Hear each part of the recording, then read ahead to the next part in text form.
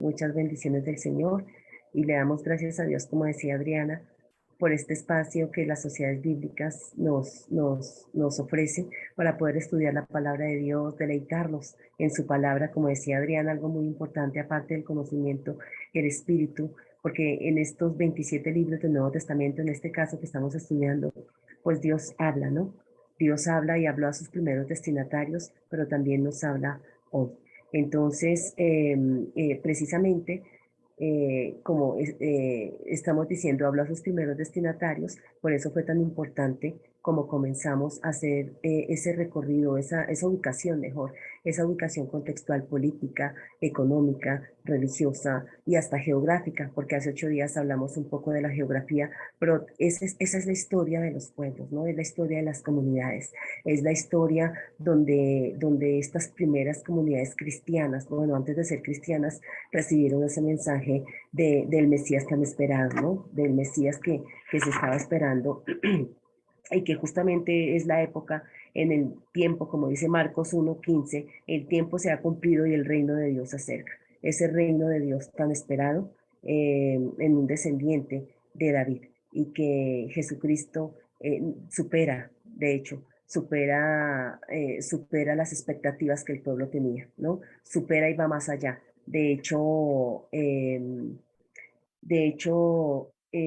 hasta confronta, ¿no? Es interesante, es un mesianismo, es el Mesías ungido, el Mesías del Señor, ¿no? Entonces, como decíamos, entramos en la etapa literaria y hace 8 días también en la etapa literaria de los procesos, cómo se fue formando el canon del Nuevo Testamento, cómo se fue escribiendo, cómo se fue poniendo por escrito todo este mensaje. Entonces, me permito compartir la pantalla para que continuemos. Justamente estábamos acá y estábamos diciendo, voy a ponerlo en grande, ok, estábamos hablando que si bien es cierto, bueno, al comienzo de la predicación de los apóstoles, pues fue solamente oral, como decíamos hace 8 días, obviamente comenzó con el Señor Jesucristo que vino a predicar el reino de Dios, que vino a decir, se cumplen esas profecías de Zacarías, sobre todo Zacarías, que hablaba de ese ideal de Mesías, de ese ideal de rey, pero un rey que superara la monarquía del pasado, ¿no? Una monarquía que había traído la injusticia, una monarquía que había dirigido al pueblo desde el poder, desde la subyugación de los pueblos, del pueblo de Israel en ese caso, ¿no? Del pueblo judío.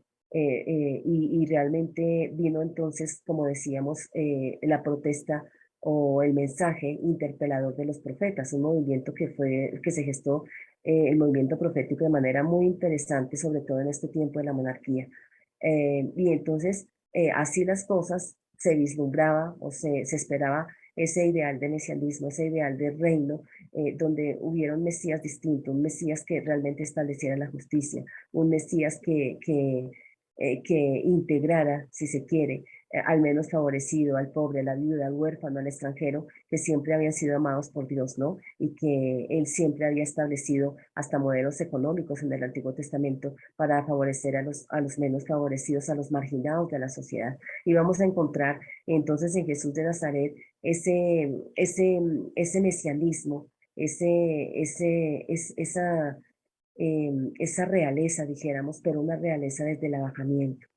Y eso es lo que los autores del Nuevo Testamento, desde sus discípulos, entendieron después de la resurrección. Recordemos que decíamos hace 8 días, para ellos no fue fácil entender el mesianismo de Jesús. En la predicación del reino no era el contenido que ellos estaban esperando. Por eso en los evangelios sinópticos encontramos que los fariseos y los escribas que disputaron con Jesús sus acciones eh, y que siempre pusieron en tela de juicio le pedían una señal. Si tú eres ese profeta anunciado a Moisés en el Antiguo Testamento, en Deuteronomio 18 y siguientes, muéstranos la señal. Y ya él les había venido dando señales, hay que releer la ley. La ley hay que interpretarla desde el espíritu de la ley, porque la ley se convirtió en un cúmulo de normas para vivirlas, así aplicarlas de manera literal, pero se les olvidó el motivo teológico de la ley, se les olvidó ese motivo teológico que en un momento dado en el Antiguo Testamento fue tan importante para el pueblo y que el Salmo 119, por ejemplo, un poema tan bello, tan hermoso, un acróstico de hecho, es todo un canto alrededor de los beneficios, de la riqueza, dijéramos, de la ley, de la ley de Dios, ¿no? Pero que hasta en este tiempo se había olvidado. Habían vivido procesos históricos, políticos y sociales muy difíciles y no fue tan fácil. Se fueron al otro extremo, se fueron al otro lado pues de la balanza y como fuimos infieles a la alianza y fuimos infieles al Señor, entonces por justamente habernos alejado de la práctica de la ley como Dios requería con la justicia y un verdadero culto, entonces se fueron al otro extremo y la ley se convirtió en un cúmulo de normas. Jesucristo viene para decir, no, no vine a abrogar la ley, sino que vine para que hagamos una lectura adecuada, para llevarla a la plenitud. Entonces, Jesús cumple la ley, es decir, vive la ley en esa plenitud. Por eso él dice, ustedes oyeron que se dijo, mas yo les digo, vayamos más allá. No nos quedemos en la letra de la ley, no nos quedemos ahí, porque eso termina, ¿qué termina haciendo? Termina subyugando al hermano, termina subyugando al prójimo. La lectura de la ley de esa manera termina segregando al hermano, segregando, haciendo diferenciaciones entre el justo y el injusto, entre el santo y el no santo, y eso no podía ser. Todo ese es el contexto en el que Jesucristo viene, por eso es interesante que dice, el reino ha llegado, llegó el momento, este es el momento, y eso es lo que va a decir el Evangelio de Marcos. Entonces, la predicación del Señor viene y interpela, profundizaremos un poquito eso más adelante con los evangelios sinópticos, pero esa predicación entonces es recibida por esos primeros discípulos que están alrededor de Jesús y ellos después de la resurrección que logran comprender, que empiezan pues a reflexionar quién era ese entonces. Era no solamente el justo, porque las primeras interpretaciones que se dieron con respecto a la cruz de Cristo, pues giraban en tres direcciones. La primera interpretación que se hacía era, bueno, Jesucristo murió, Jesús murió, entonces se leyó a la luz del Salmo 22, del Salmo 29, y se llegó a plantear en esa reflexión de la muerte de Cristo, él era un justo que murió, porque así como los profetas del Antiguo Testamento, era un justo que por proclamar la palabra del Señor fue muerto y fue ajusticiado, de manera que la primera interpretación o de las primeras interpretaciones cristológicas que se hicieron de Jesús, la primera fue esa, él era fue un justo sufriente. Luego vino una segunda interpretación y es en sentido o en línea profética. A él le pasó lo que le pasó a muchos profetas del Antiguo Testamento, que interpelaron con la palabra y que muchos de los reyes y los monarcas los mataron, muchos murieron de diferentes formas. Entonces Jesús era un profeta también, un profeta que vino a interpelar la situación religiosa opresora, si se quiere, que se vivía en el primer siglo con todo este sistema religioso que se tenía y que no era el ideal de Dios desde el Antiguo Testamento. Entonces vino y desestabilizó, entonces él era ese profeta y murió como uno de esos profetas del Antiguo Testamento.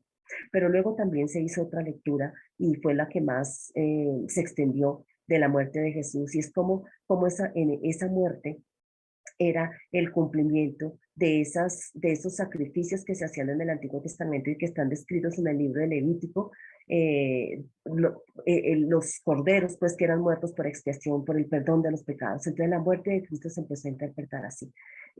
Fíjense que fue toda una reflexión y es interesantísimo porque eso nos lleva a pensar en los procesos de revelación y de inspiración de las Sagradas Escrituras. Fíjense que el proceso de revelación e inspiración no es algo cerrado, no es algo mecánico, como decíamos en alguna oportunidad, no es algo que donde el autor bíblico se sienta y entra en éxtasis y el Espíritu le dicta como se pensaba antes, porque antes se pensaba que la inspiración de la Sagrada Escritura era eso, y eso pervivió esa manera de entender la interpretación de la Escritura se dio desde el segundo siglo con los padres de la iglesia, siguió por toda la Edad Media, hasta que en el siglo XVIII los estudios bíblicos, la ciencia bíblica que empieza a moverse, aunque ya había algo desde el primer siglo, algunos autores dijeron algo, pero realmente los estudios bíblicos, digamos, desde los métodos exegéticos que empezaron a surgir, por eso se llama ciencia bíblica, porque también se aplica método. Entonces se empezó a descubrir que la revelación y la inspiración se da es dinámico, se da en los procesos de las comunidades. Las comunidades después de la resurrección, o sea, cuando Cristo ascendió, las comunidades se reunían para celebrar, las comunidades se reunían para meditar en la palabra, en todo ese proceso comunitario donde había preguntas, donde había desilusiones, donde había luchas, donde había tantas cosas que vivieron las comunidades cristianas en sus diferentes eh, territorios geográficos a lo largo de todo ese mundo conocido, ese primer siglo, pues es ahí donde se da la revelación de la inspiración, porque es ahí donde el Espíritu Santo en las comunidades mismas, no solamente en los autores, hay que incluir a las comunidades, porque en esas reuniones celebrativas donde explicaban las escrituras, que las escrituras que tenían eran las escrituras del Antiguo Testamento, porque el Nuevo todavía ni siquiera se pensaba, o sea, ni siquiera los autores del Nuevo Testamento estaban pensando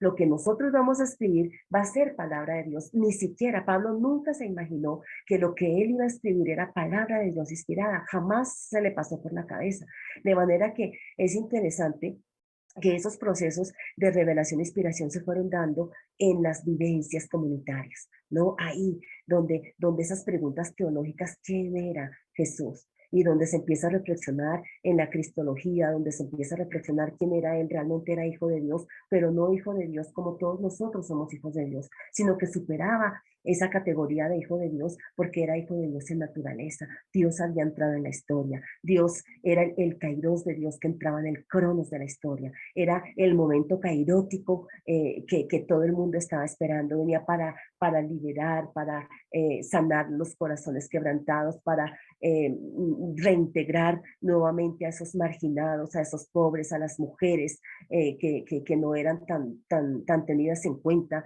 en esas culturas, pero que Jesús viene y rompe todos esos esquemas. Ese es el Mesías, es el momento kairótico que ha entrado para liberar, para transformar. Y entonces cuando las comunidades se reunían, hacían memoria. La memoria es tan importante. O sea, memoria de Jesús, de lo que Jesús había dicho, de lo que Jesús había hecho.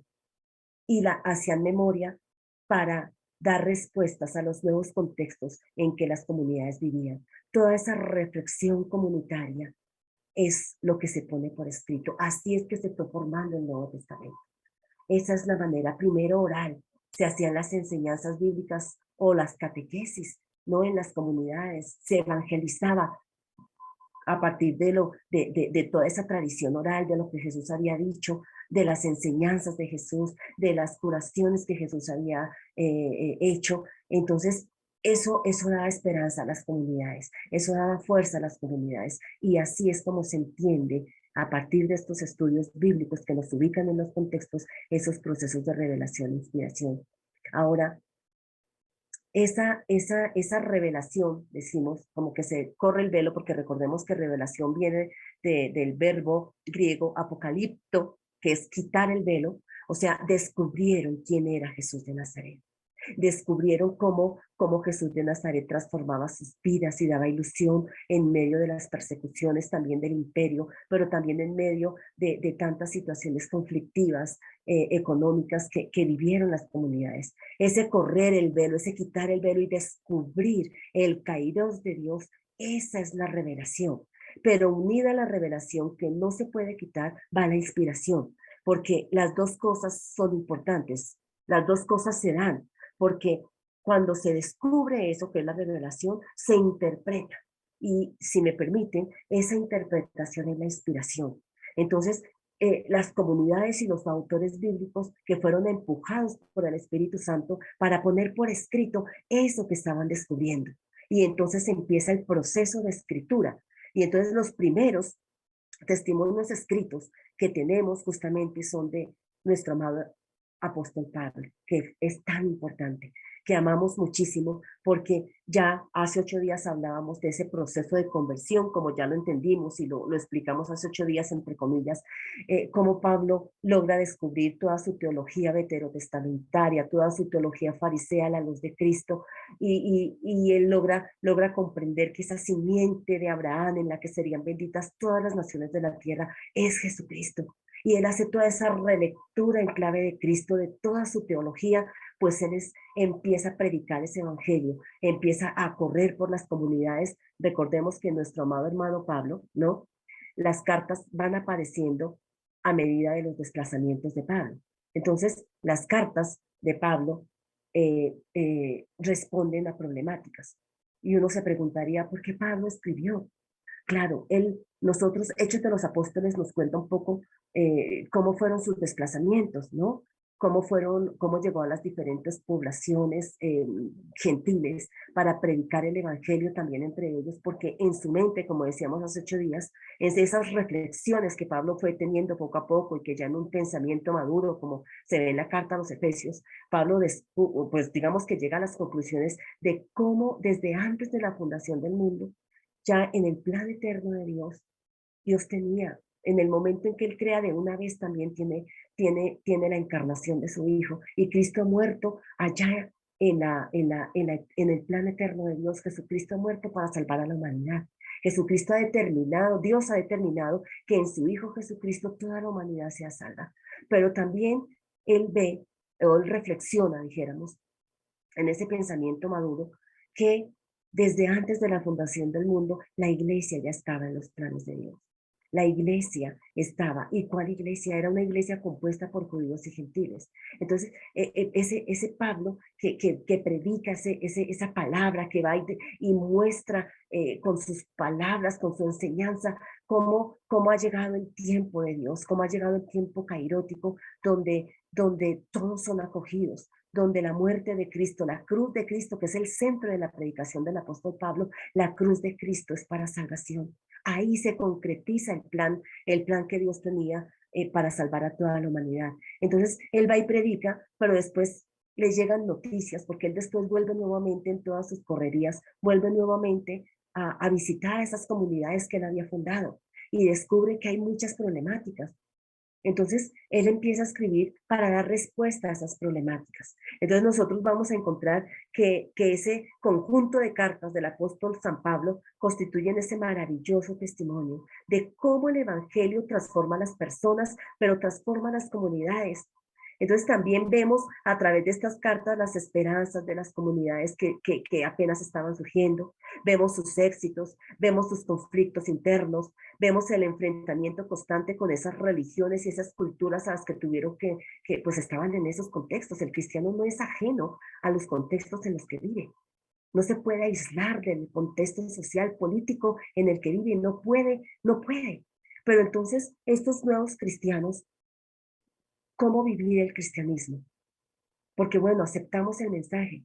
Listo, aceptamos que Cristo murió por nosotros y nos acoge en su seno y nos perdona los pecados y nos transforma. Pero ahora la siguiente pregunta es, ¿cómo concretamente vivo ese mensaje salvífico que ha llegado a mi vida y que ha transformado mi existencia? En mi cultura, ¿cómo lo vivo? Y ahí es donde se presentan las problemáticas. Pues eso es lo que Pablo empieza a través de sus cartas a realizar, ¿no? Entonces, las cartas, Pablo no es un escritor profesional, lo suyo es el apostolado, es el trato directo con las personas. Escribe cuando no puede hablar directamente con las comunidades y tiene esa necesidad de comunicarse con ellas, de responder porque le llegan noticias de esas falsas enseñanzas que también entran, porque están en un contexto donde los que se convierten vienen con una idea del mundo, con una idea de Dios, con una idea antropológica, es decir, con una idea de hombre, con una ética, con una moral, y ahora todo eso tiene que ser transformado con valores distintos, con valores del cristianismo. No era tan fácil, porque además las comunidades eran heterogéneas, ¿no? En las comunidades había judíos convertidos al cristianismo, ¿no? Pero también había gente que no era judía, que se convertía y entraba a la iglesia. Entonces, los problemas eran difíciles, las complejidades eran difíciles, que las mujeres cómo se visten, las judías cómo se vestían, las paganas cómo se visten. O sea, eran situaciones muy complicadas y que Pablo responde a eso. Así que Pablo escribe cuando no puede llegar hasta allá. Entonces, generalmente las cartas de Pablo siguen esta estructura. Siempre tienen una introducción, ¿no? El remitente, pues, es Pablo, que suele añadir a su nombre su título de apóstol, pues para darle autoridad también a su escritura, ¿no?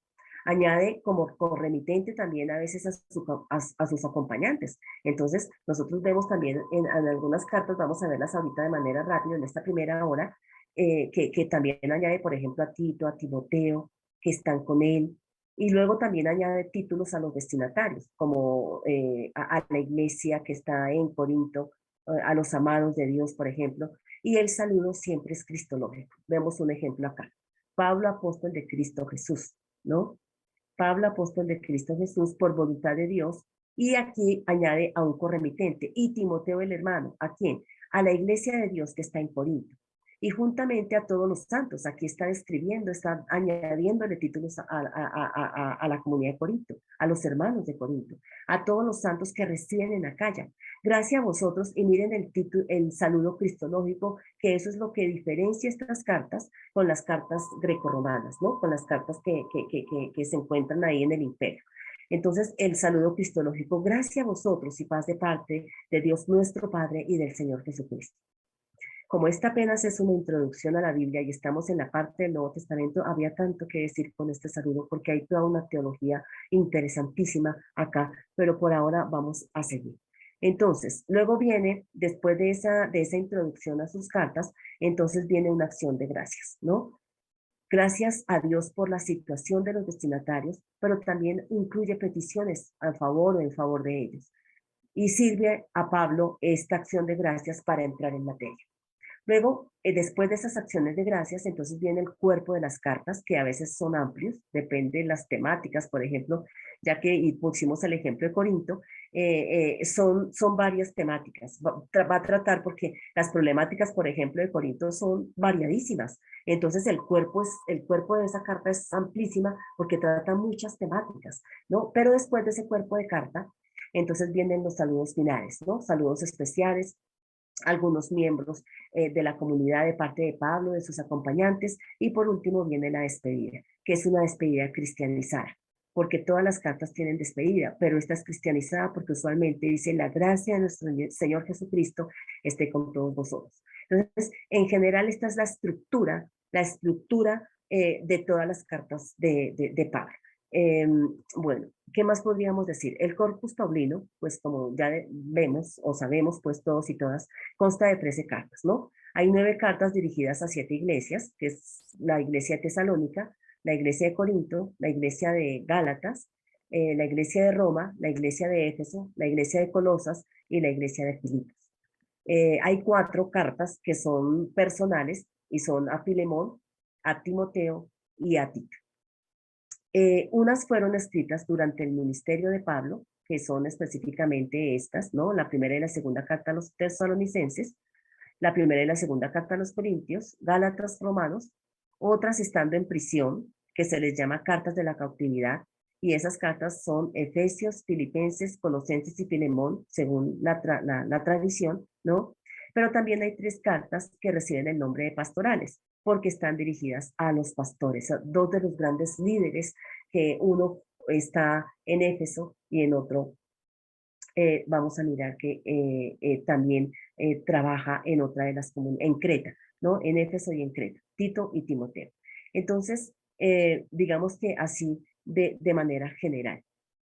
Recuerden que hace 8 días decíamos que, bueno, la crítica literaria hoy pone un poco, estas cartas las dividen de otra forma, hicimos una línea de tiempo, de hecho, como la crítica literaria tiene algunos argumentos para decir que, bueno, de todas estas 13 cartas, hay 7 que son auténticas durante el ministerio y quizás algunas de prisión de Pablo, pero hay otras que son cartas de segunda generación o deuteropaulinas y otras de tercera generación o tritopaulinas, para que sepamos simplemente que esas son las discusiones, y esas discusiones se dan debido al estilo literario y a las temáticas que trabajan las cartas. ¿no? Entonces, digamos que son algunos de los criterios para dividirlas así hoy en la crítica, aunque no todos están de acuerdo, como decíamos, por eso hablamos aquí en un segundo momento de la autenticidad. Por eso la gran pregunta de la crítica literaria o de los exégetas que incursionan por este lado es que si todas ellas fueron realmente de Pablo, ¿no? Entonces, bueno, esto ya hemos hablado un poco sobre ello. Entonces no hay acuerdo, pero la mayoría opina hoy que esto que les acabo de decir estaría dividido así. La mayoría, sin decir solamente son hipótesis, y nosotros podemos seguir quedándonos con la hipótesis de que todas las cartas, la tradición de que todas las cartas son del apóstol Pablo, pero simplemente para que sepamos cuáles son las discusiones en la academia, ¿no? Bueno, pues sin más preámbulos, entremos a esa parte teológica. Entonces las cartas de Pablo dejan ver, que esto ya lo había dicho, cómo el Evangelio transforma a las personas y a las comunidades. Las cartas de Pablo en esos primeros destinatarios, a esos primeros destinatarios, nos deja ver las esperanzas de las comunidades, los éxitos, los conflictos, las diferentes propuestas religiosas, cómo las afrontan, las culturas diferentes, pero también hay algo para nuestra pastoral, porque no solamente nos quedamos, como decía Adriana al principio, no solamente hemos de quedarnos en ese conocimiento de, bueno, qué problemáticas vivían las comunidades y Pablo cómo respondía, sino que también ese es el primer paso y eso es obligado. Sí, esa es una pista que quiero dejarles en sus corazones y en sus estudios, porque cuando nosotros estudiamos la Sagrada Escritura, lo primero que tenemos que hacer es ubicarnos en los contextos del libro donde estamos estudiando. ¿Quiénes eran los destinatarios? ¿Cuáles eran sus problemas políticos, sociales, económicos, religiosos, etcétera? Para poder entender el mensaje del autor del libro que estamos estudiando. Eso es lo primerito que hay que hacer. Cuando nosotros hacemos eso y descubrimos ese mensaje de Dios a esas comunidades, en esos contextos, luego sí, después de haber hecho eso, ahora sí decimos, si eso le dijo a ellos, en esa situación, en esos contextos, ¿qué nos dice a nosotros en contextos parecidos? Y eso es lo que llamamos hermenéutica, porque es la interpretación en los contextos presentes. Por eso también al estudiar todos estos escritos, descubrimos esos elementos parecidos a nuestras comunidades. En nuestras comunidades también hay esperanzas. En nuestras comunidades también hemos tenido éxitos, pero también hemos tenido conflictos internos.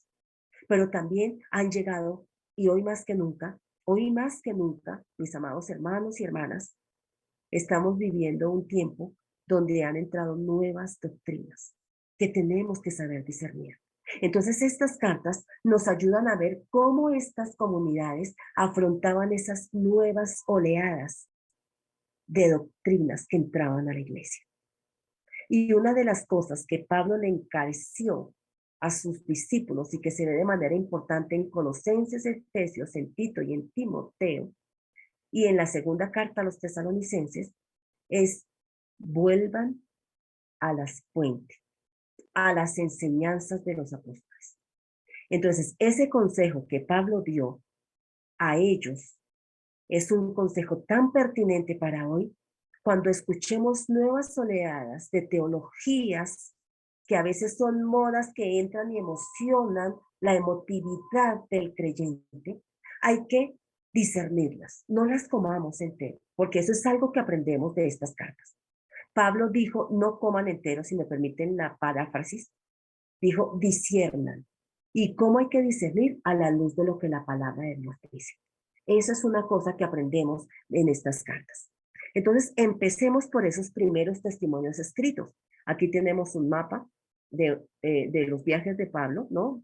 Y entonces vamos a ubicarnos primero acá en Tesalónica, porque según los estudios bíblicos, entonces el primer testimonio escrito que tenemos son las cartas a los tesalonicenses. Es lo primero que se escribe. Entonces, aquí tenemos Tesalónica.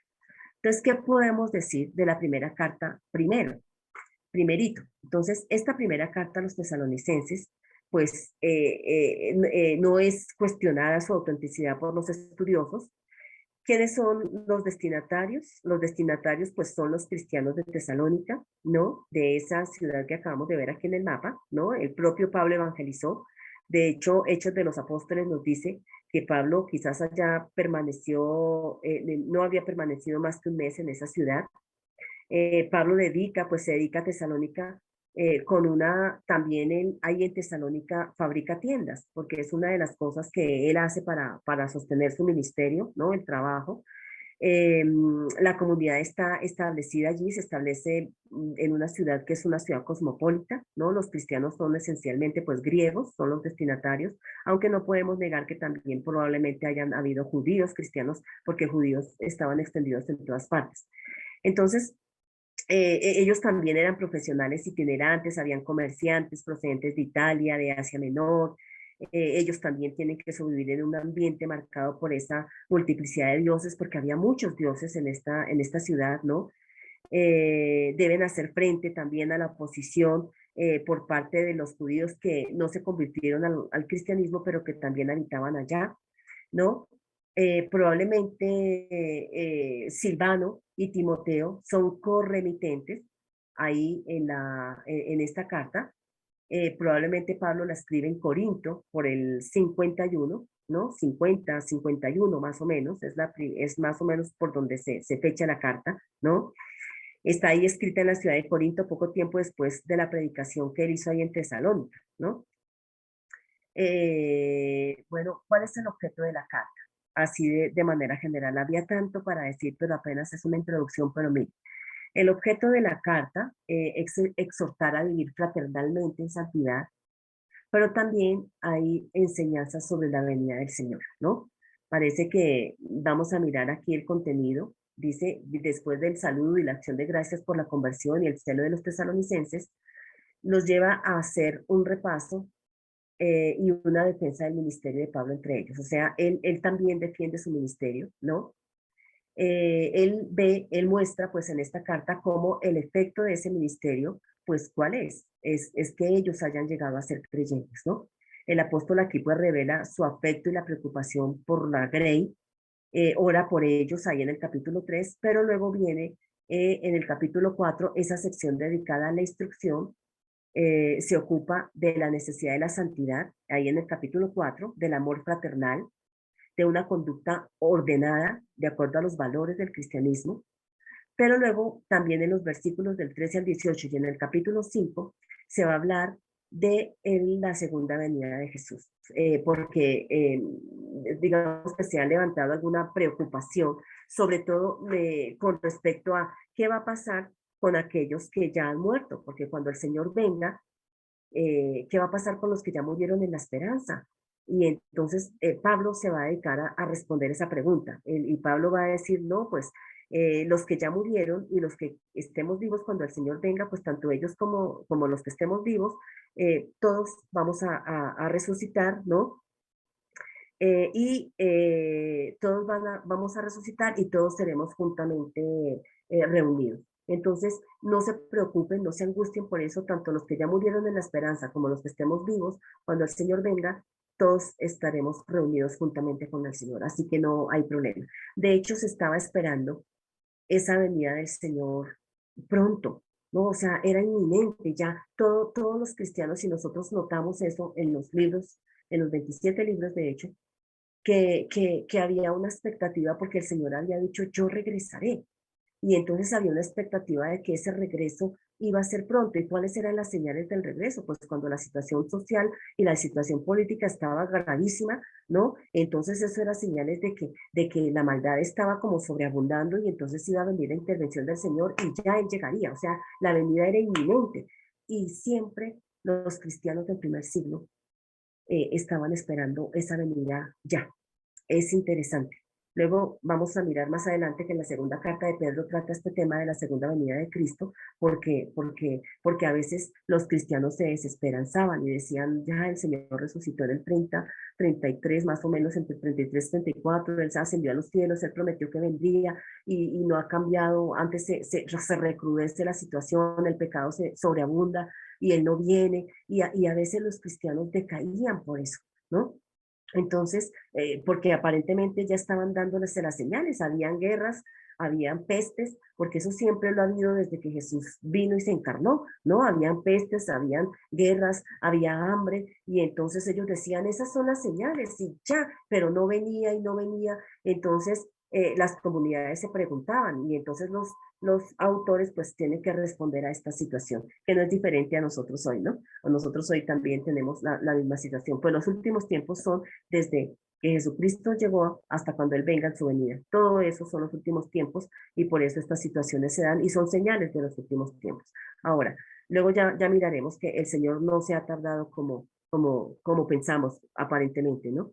Bien, entonces esa es así a grandes rasgos la temática de la primera carta a los tesalonicenses.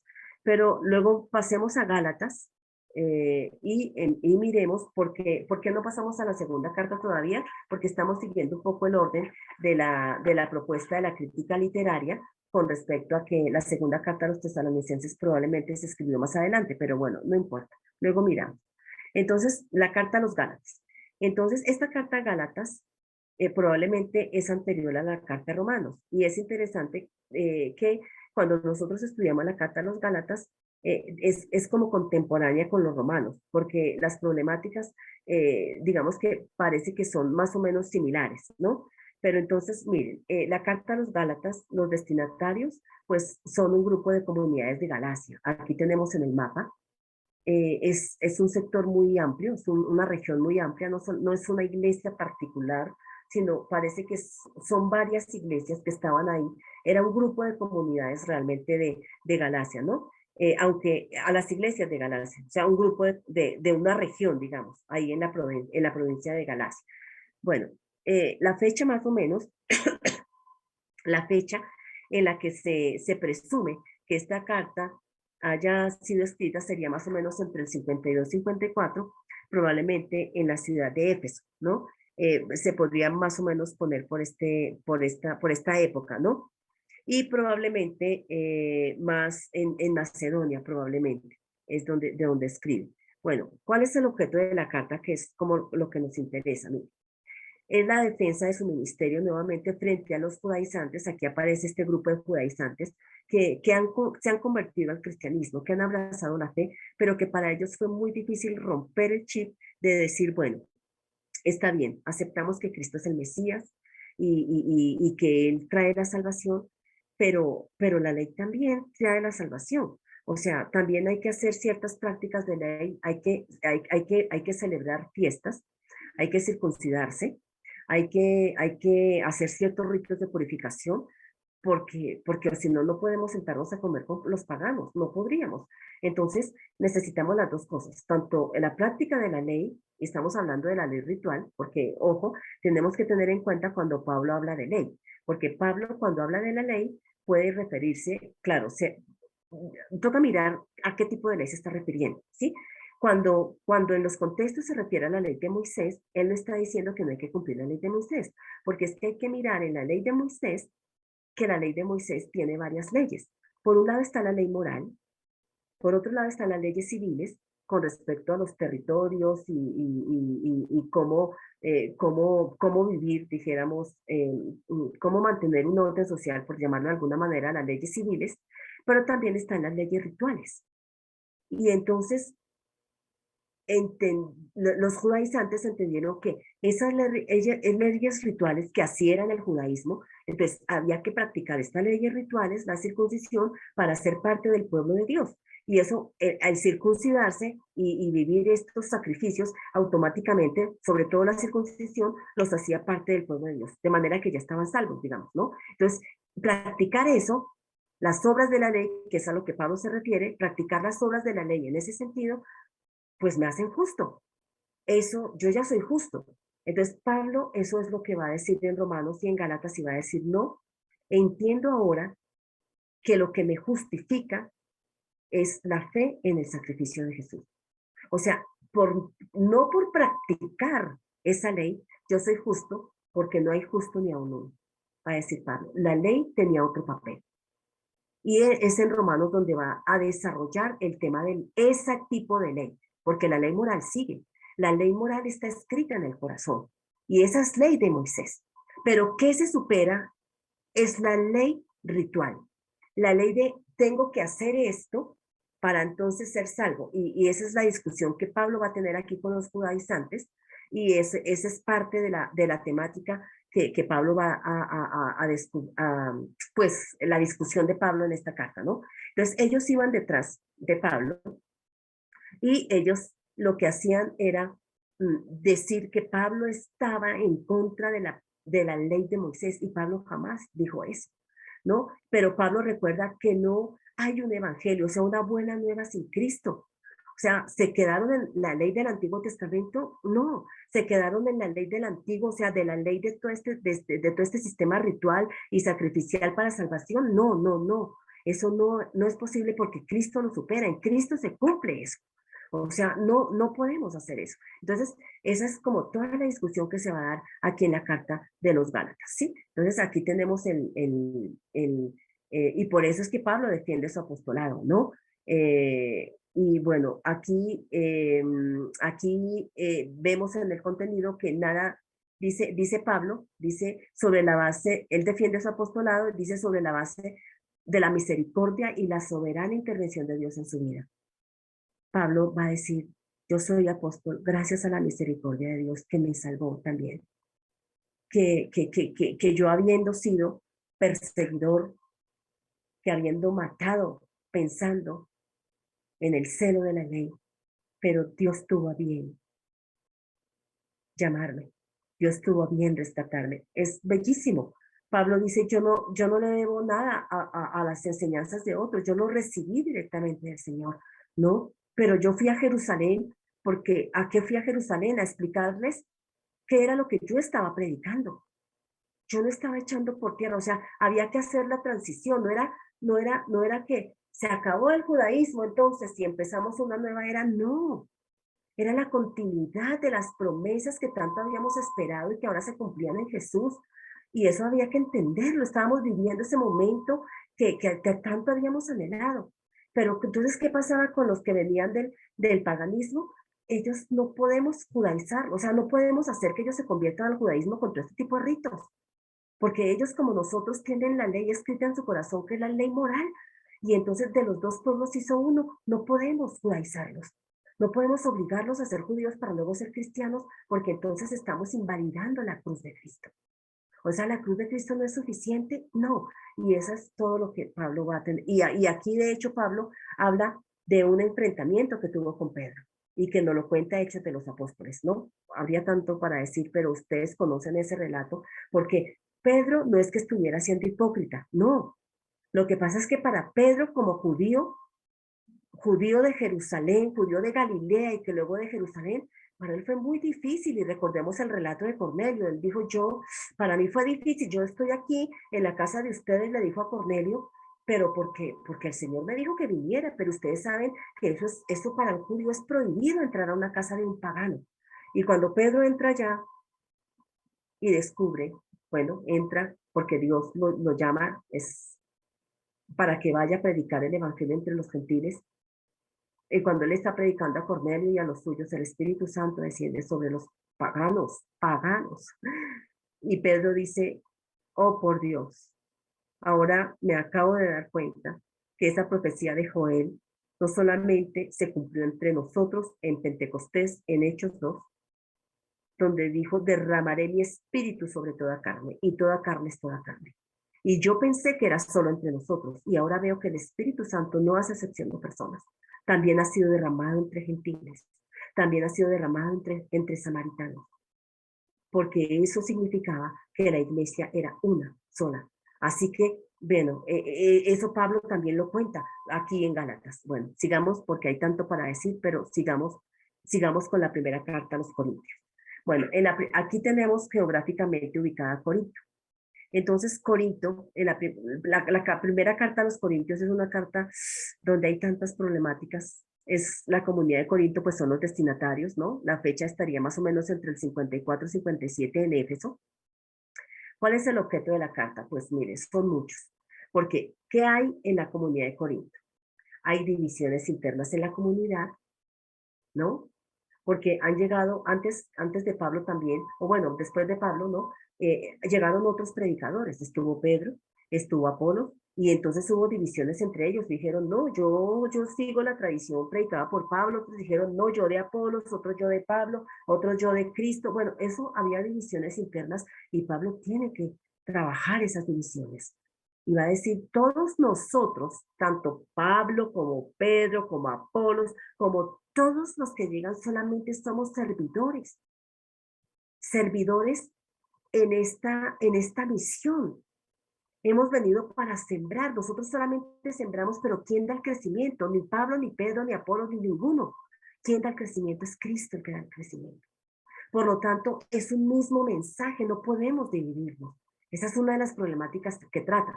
Pero también él dice, entonces es un único evangelio.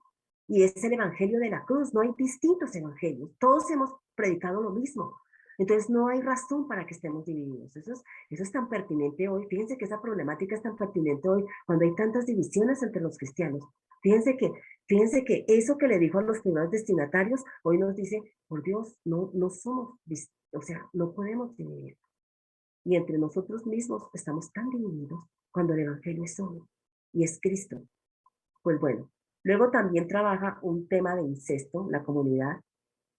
Trabaja también un tema de cómo arreglar los conflictos entre las comunidades cristianas. Si somos cristianos, ¿cómo no vamos a poder sentarnos a arreglar los conflictos internos? Tenemos que ir a los tribunales para arreglar nuestros conflictos, para que gente pagada pues nos ayude a solucionar nuestros conflictos internos aquí, si somos creyentes. Ese es el ideal, ¿no? Pero hoy diríamos, bueno, entonces no podemos ir a los tribunales.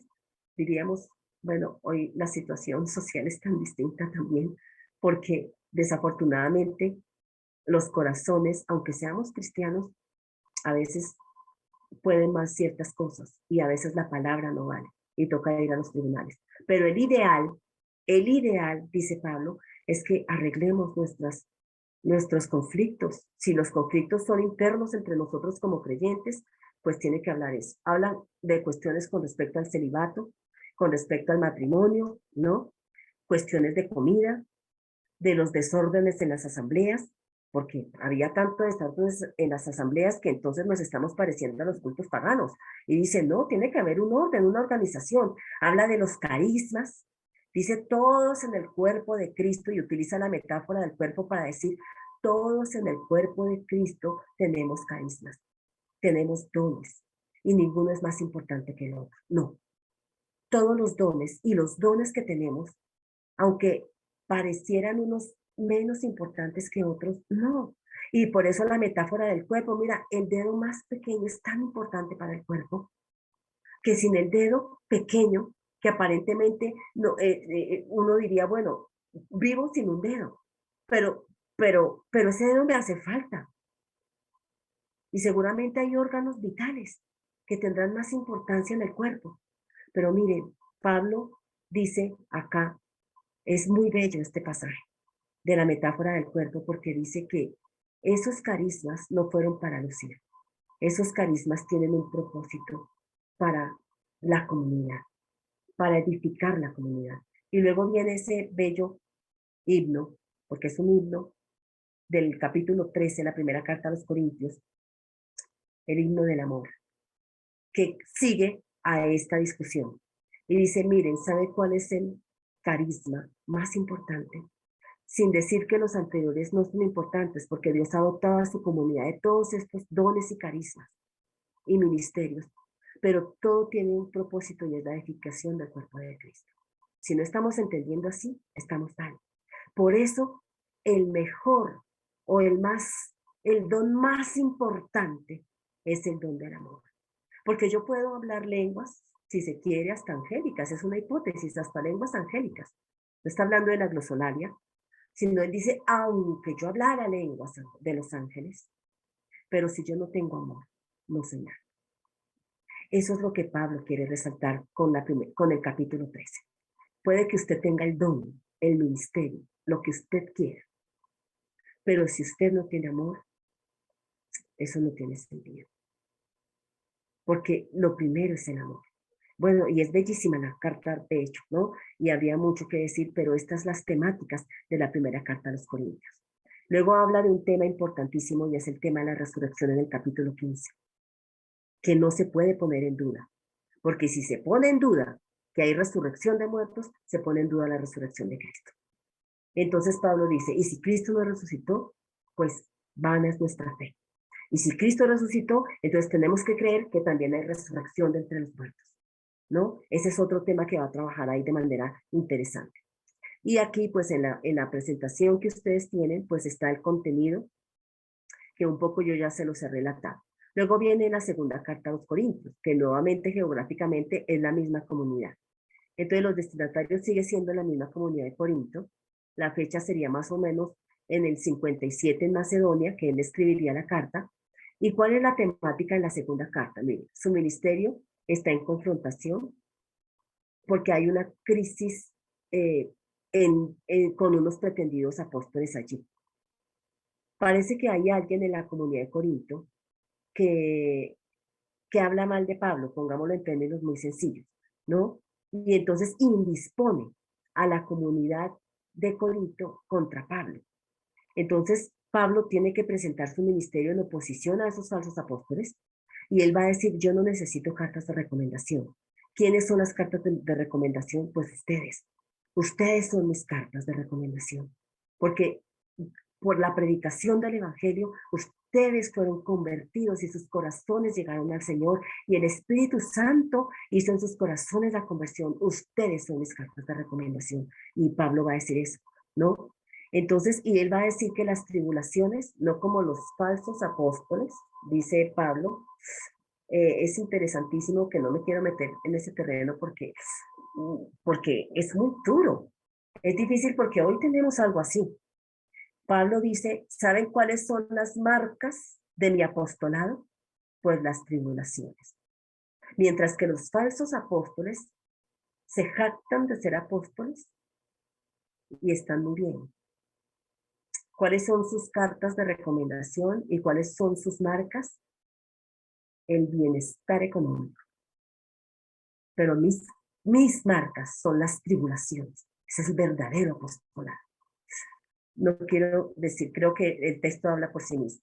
Pablo pide ahí también en la segunda carta a los Corintios una ofrenda para la iglesia de Jerusalén a través de Tito, ¿no? Tito va a ser importante acá, porque Tito va a ser el que va a mediar entre los corintios y entre Pablo.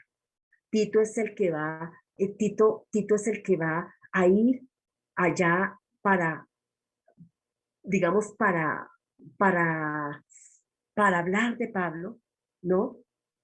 Para apaciguar los ánimos, si me permiten, y Tito va a ser el reconciliador, porque la comunidad de Corinto en esta segunda carta se reconcilia con Pablo. Y Tito le lleva esas noticias a Pablo y le alegra el corazón, porque le dice, ya quedó solucionado el conflicto. Y aquella persona que estaba hablando mal de ti, y aquella persona que te estaba injuriando y que había dañado tus relaciones con la iglesia, esa persona ya fue puesta, dijéramos, digamos como en disciplina, pongámoslo en términos actuales. Esa es la idea, ¿no? Y entonces Tito se encarga de recolectar esa ofrenda porque la iglesia de Jerusalén pues es una iglesia que está pasando por necesidades bastante fuertes, está muy pobre y entonces él se encarga justamente, ¿por qué lo hace Tito? Justamente para que, y justamente entendemos entonces, porque es cierto que el obrero es digno de su salario, pero entendemos por qué Pablo no recibió ayuda de las iglesias, porque habían unos falsos apóstoles que se estaban aprovechando, dijéramos, de las iglesias en ese sentido. Por eso Pablo decía, yo no soy gravosonario, yo no soy gravosonario, yo trabajo con mis manos y eso yo les he enseñado, que eso lo vamos a tener en la segunda carta a los tesalonicenses. Pero bueno, entonces, aquí Pablo, bueno, ¿y por qué defiende su ministerio? Uno diría, bueno, ¿por qué defiende su ministerio? No tanto porque le importe su fama personal, sino porque el evangelio que él predica se pone en riesgo. O sea, si no defiendo mi ministerio, porque el ministerio con el que que es el que yo estoy predicando, que ustedes son mis cartas de recomendación, o sea, si se pone en duda mi apostolado, el evangelio que yo les he predicado se cae. Entonces, fíjense que es más por el evangelio que porque a él le interese resaltar su apostolado. Es interesantísimo. Bueno, luego viene, aquí tenemos pues el contenido que un poco ya se los he contado, pero que ustedes lo pueden mirar un poquito más en sus diapositivas. Luego viene la carta a los filipenses. Esta carta también es bellísima, pues todas las cartas de Pablo son bellísimas. Aquí está geográficamente ubicada Filipos, ¿no? Entonces, ¿desde dónde escribe? Pues no podemos estar seguros desde dónde escribe, porque esta carta a los filipenses es una carta de la cautividad. Entonces no sabemos exactamente dónde dónde estaría preso. Si estuvo preso en Éfeso, pues entonces esta carta fue escrita desde Éfeso por el 56. Si estuvo preso en Cesarea, entonces esta carta pudo haber sido escrita entre el 58 o el 60. Pero si estuvo preso en Roma, entonces esta carta estaría puesta entre el 59 y el 61. Entonces no podemos como realmente poder determinar cuál de estas prisiones, en cuál de estas prisiones estaba Pablo cuando escribió la carta a los tesalonicenses, ¿no? Ahí eso es como lo que tenemos, esas tres posibilidades de fecha. Pero bueno, ¿quiénes eran los destinatarios? Era la comunidad de Filipo, estaba desalentada porque Pablo estaba en prisión, ¿no? Estaba desalentada. Entonces, y también había unos conflictos internos con dos hermanas en la comunidad. Entonces, Pablo, pues, vamos a decir, el objeto de la carta, pues, les exhorta, primero, por eso se llama, es interesante porque él está preso, pero Pablo no está desanimado, por eso se llama la carta, algunos la han llamado la carta del gozo, porque como un preso, o hoy como se dice, un privado de la libertad hoy, ¿cómo puede darle gozo y ánimo al que está allá afuera? Pero Pablo lo hace, porque Pablo ve en sus prisiones, o sea, él se alegra de estar preso, es interesante. ¿Por qué se alegra de estar preso? Porque él dice, mire, si no hubiera sido, y eso es lo que le va a decir a los destinatarios, si no hubiera sido porque yo estoy preso, el evangelio no hubiese llegado tan fácilmente, o sea, yo cómo hubiera podido acceder, porque yo, o sea, cómo accedo al pretorio y cómo accedo a esta élite militar, digamos. ¿Cómo llego allá tan fácil para predicar el evangelio? Entonces él ve, por eso les dice, gócense, porque gracias a que estoy preso, el evangelio, fíjense, esto me parece bellísimo, bellísimo que Pablo vivió en función de la predicación del evangelio, a él nunca le importó lo que le pasaba, a él nunca le importó si le pegaban, si lo atropellaban, si lo azotaban, no le importaba, eso era lo que menos le importaba, lo que más le importaba es que el evangelio corriera. Y eso es lo que Pablo dice aquí en esta carta, es algo de lo que dice. Estoy feliz porque el evangelio, gracias a mis prisiones, ha llegado a estos estamentos. Eso es una cosa bellísima. Entonces, bueno, y que nos interpela hoy, ¿no? Porque hoy diríamos, carambas, por la predicación del evangelio. Fíjense cómo hoy el evangelio se ha cambiado tanto, porque hoy se predica un evangelio tan materialista, donde se le predica a la gente, usted llega a los pies del Señor y se le arregló la vida. Y entonces cuando no es así, porque se viene una persecución por causa de la fe, o porque viene una enfermedad, porque es parte de la vida, o lo que sea, la gente se desanima porque se le ha predicado un evangelio que no es, un evangelio que no es. Sin decir que no es que Dios no quiera que los hijos de Dios estemos bien, ¿no? Claro, nadie está diciendo eso, pero se está cambiando el evangelio. Y Pablo, y mire todo lo que Pablo tuvo que afrontar. Cualquiera en los pies de Pablo, cualquiera diría, carambas, ¿cómo así si yo soy tu siervo, no? O sea, te estoy predicando el evangelio y cómo así que me apresan, cómo así que me acusan. Y Pablo jamás se interesó en eso, jamás. Pablo se interesó en que el evangelio corriera para que las personas fueran convertidas. Y también va a tratar algo aquí que es bellísimo también, que es el tema del himno cristológico, ese himno tan bello en Filipenses 2 del 1 al 11, ¿no? Es bellísimo. Él dice, tengan ustedes el mismo sentir que en Cristo. Viene el tema del abajamiento, a propósito de un conflicto que hay entre dos hermanas y probablemente en la comunidad, el cual, siendo en forma de Dios, no estimó el ser igual a Dios como cosa a que aferrarse. O sea, si me permiten parafrasear, él no se aprovechó de ser Dios cuando se encarnó. No se aprovechó, él se encarnó y se encarnó de verdad. Y vivió como hombre de verdad. Y asumió toda la humanidad de verdad. Hizo un camino de obediencia de verdad. No estaba aparentando, como algunas interpretaciones gnósticas posteriores dijeron que Jesucristo era una apariencia.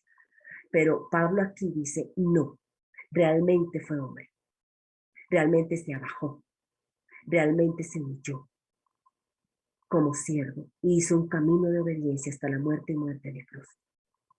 Este himno es bellísimo, habría mucho que decir de este himno. Nos invita entonces al gozo y a la paz. Y viene todo el contenido. Luego viene la carta a Filemón, que la carta a Filemón es una carta personal, probablemente para ubicarnos ahí, ¿dónde estaría probablemente Filemón? Pues esta es, pues Filemón es la carta más breve de todas las cartas paulinas, ¿no?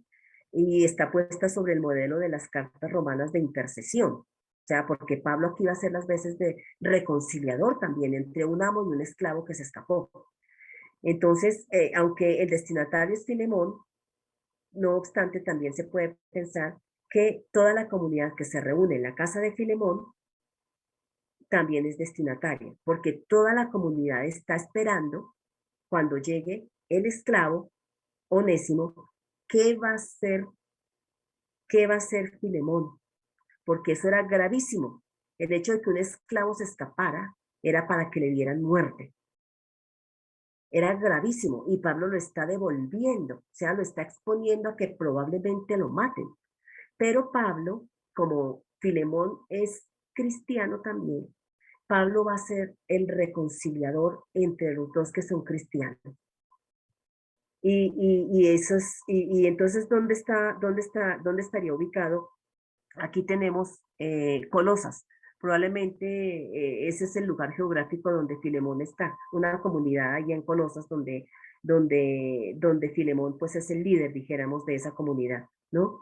Entonces aquí tenemos también para nosotros hoy, porque nosotros pensaríamos, bueno, es el objeto de la carta, pues digamos que, bueno, también es una carta de la cautividad, ¿no? Entonces no podemos saber si esta carta fue escrita desde Éfeso, desde Cesarea o desde Roma. Nuevamente pasa lo mismo con los filipenses, en cuál de esas prisiones estaba. Pero bueno, entonces, mmm, digamos que el objeto de la carta, entonces, después de la acción de gracias, Pablo presenta la petición a favor de Onésimo, que es el esclavo de Filemón, ¿no? Pablo interpreta la trayectoria de Onésimo como un tiempo de conversión, porque él le va a contar a Filemón, le va a decir, mire, eres hijo mío en mis prisiones, ¿no? Y en mis prisiones él tuvo una conversión. Desde ese punto de vista, Pablo es revolucionario, porque ¿qué está haciendo? Está poniendo en igualdad de condiciones tanto al esclavo como al amo. Es revolucionario, porque dice, mire, el esclavo y el amo juntos son convertidos y juntos son hijos de Dios. No puede haber diferencias. Pero con eso Pablo no le estaba diciendo a Filemón, o sea, no le estaba diciendo, déjelo libre y ya no lo haga esclavo porque es cristiano. No, porque Pablo no quiso tampoco. ¿Cómo se dice? Las divisiones sociales que habían en la época. Pero entonces, ¿qué le dijo a Filemón? Usted reciba, se le encarezco, usted también se me debe, ¿no? Por la predicación del Evangelio, le dice Pablo, pero le encarezco que lo reciba como hermano. Eso es revolucionario. O sea, no le está diciendo déjelo libre, o sea, ya no lo haga esclavo, ¿no? Él seguirá siendo su esclavo, pero ya no lo mire con ojos de esclavo. Trátelo como hermano y recíbalo como hermano. Por otro lado, al esclavo, pues él va a seguir siendo esclavo y va a llegar como esclavo, pero va a ver a su amo como hermano. O sea, ya no va a haber diferencias. Por lo tanto, ahora, ¿cómo va a ser su trabajo de esclavo? Lo va a hacer con toda la altura y con todo el amor y con toda la fraternidad, porque Onésimo, aparte de ser su amo, es su hermano en Cristo. Esto es una cosa revolucionaria que Pablo está planteando acá. Por eso, sí encontramos también en esta carta que aparentemente uno diría, bueno, es una cuestión de esclavo con amo, pero sí tenemos un mensaje de Dios para nosotros hoy. Quizás hoy en nuestros contextos no haya ese tipo de amo-esclavo, pero sí también tenemos entre nosotros cristianos que tienen empresas y que le dan trabajo a personas, por ejemplo. ¿Cómo han de verse? O también tenemos entre nosotros diferentes profesiones, pero ¿cómo hemos de vernos entre nosotros? ¿Nos debemos de desprestigiar? No, todos somos iguales en Cristo. Aquí hay elementos muy interesantes para reconciliar, de reconciliación. Hay elementos bien interesantes de reconciliación. Luego aquí está pues el contenido de manera general.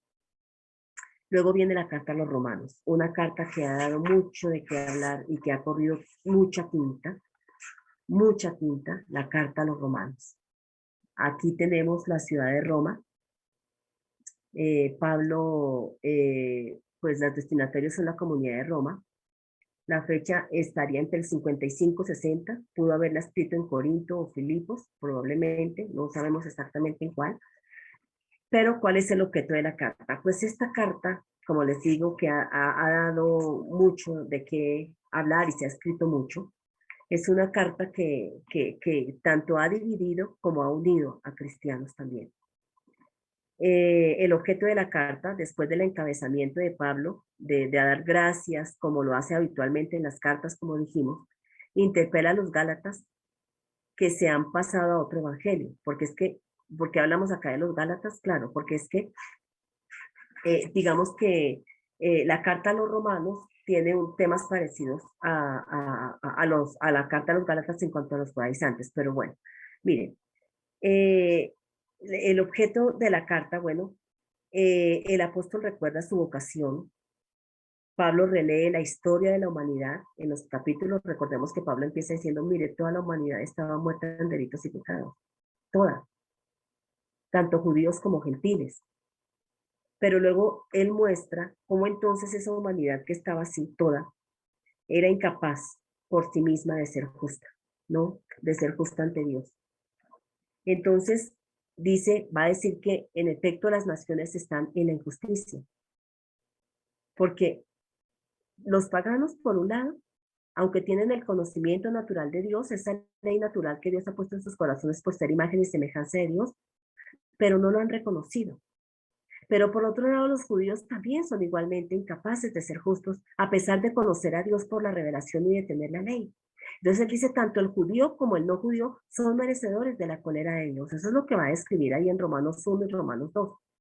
Y dice, no es que tanto unos como otros sean merecedores de una condena eterna, sino que ninguno de los dos grupos es capaz de ajustarse por sí mismo a Dios. Ni siquiera el judío piadoso, que cree ser justo como Pablo antes pensaba que era y que él creía. Porque la escritura dice que nadie será justificado ante él por las obras de la ley. O sea, en otras palabras, nadie puede estar en comunión con Dios por sus propias fuerzas, sino que es la justicia de Dios la que se ha manifestado en Jesucristo. Entonces, la adhesión a Cristo pone al ser humano en comunión con Dios. Esa justicia de Dios alcanza a todos los hombres, porque Cristo se da a todos, tanto a los judíos como a los gentiles sin condiciones. Y es lo que se llama en Romanos la justificación por la fe y no por la ley. Es el tema grande de Pablo en la carta a los romanos. Pero luego también va a tratar otros temas, ¿no? Ese es el tema grande que ha dividido, pero que también ha reconciliado a los cristianos. Pero también va a tratar otros temas de, entonces, ¿cuál era el papel de la ley? Entonces, Pablo va a decir, va a hacer una relectura de Génesis 3 en clave de Cristo para decir, ya sé qué fue lo que pasó, cómo el pecado entró en la humanidad. Y hace una lectura del primer Adán, pero como en el segundo Adán en Cristo es justificado y viene la vida. Va a mostrar el papel de la ley. ¿Cuál era el papel de la ley? De la ley ritual, ¿no? Estamos hablando de la ley ritual. Por eso decimos que en Romanos, cuando Pablo habla de la ley, hay que fijarse bien a qué tipo de ley se está refiriendo, para no calumniar a Pablo, ¿no? Habla de la ley del espíritu, y luego pues también va a hacer una exhortación después de poner toda esta doctrina, dijéramos, ¿no? Y de los capítulos, todo eso es doctrinal, llamémoslo así, lo va a hablar hasta el capítulo 11. Luego del 12 al 15, pues Pablo va a abordar la vida cristiana desde desde la sencillez y el compromiso con lo cotidiano. O sea, no están separadas las dos partes. Generalmente Pablo también tiene una estructura, y es que en la primera parte de sus cartas, en el primer cuerpo de su carta, generalmente viene lo doctrinal, y en la segunda parte del cuerpo de la carta viene la parte pastoral, dijéramos, pero no están desligadas, porque si se tiene claro lo doctrinal, se tiene claro cómo se debe vivir entre cristianos, ¿no? Cómo se debe vivir la vida cristiana, si se tiene claro lo doctrinal. Entonces eso es importante. Y luego, bueno, aquí está el contenido. Luego viene la segunda carta a los tesalonicenses, que también está ubicada acá en Tesalónica. La carta, los destinatarios es la comunidad tesalónica. La fecha depende, si seguimos pensando que es de Pablo y está después de la primera carta a los tesalonicenses, estaría entre el 51 y 52 en Corinto. Y si no, como plantean algunos, estaría a finales del primer siglo. Pero bueno, independientemente de eso, vamos a mirar el objeto de la carta.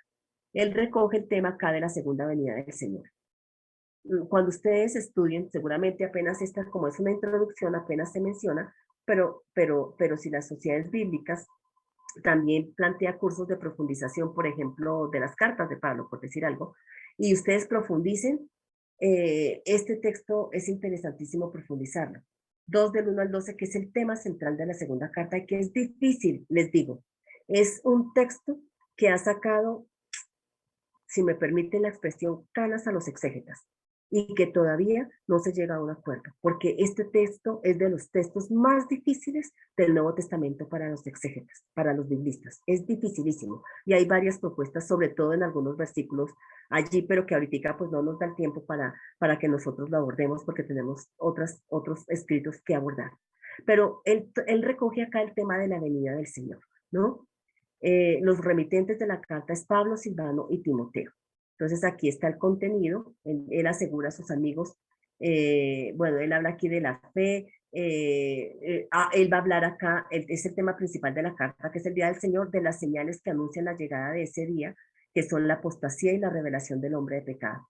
Esto es bastante, eso tiene mucho de qué hablar. Es ahí donde digo que está la dificultad exegética, ¿no? Entonces los dejo provocados para estudiar esta segunda carta a los tesalonicenses. Bueno, luego viene la carta a los colosenses, que ya con una pregunta, la pregunta de Carmen, si no estoy mal y Carmen, creo que Carmen, sí, que hace 8 días ella hizo una pregunta que había hecho una investigación en Efesios.